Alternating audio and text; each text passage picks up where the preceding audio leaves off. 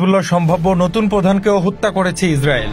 Israeli বিমান হামলায় হিজবুল্লাহর নির্বাহী কাউন্সিলের প্রধান শাফিউদ্দিন নিহত হয়েছেন বলে দাবি ইসরায়েলি কর্মকর্তাদের। নাসরুল্লাহর মৃত্যুর পর ধারণা করা হচ্ছিল হিজবুল্লাহর সম্ভাব্য নতুন প্রধান হচ্ছেন হাশেম শাফিউদ্দিন। তবে শুক্রবার থেকে হাশেমের খোঁজ পাওয়া যাচ্ছে না। আল জাজিরার প্রতিবেদনে বলা হয়, বৈরুতের দক্ষিণের শহরতলিতে গত বৃহস্পতিবার শেষ রাতে হাশেমকে লক্ষ্য করে ব্যাপক বিমান হামলা চালায় ইসরায়েলি বাহিনী। সেদিনের পর থেকে হাশেমের সঙ্গে যোগাযোগ করা যাচ্ছে না বলে লেবাননের একটি নিরাপত্তা সূত্র নিশ্চিত করেছে।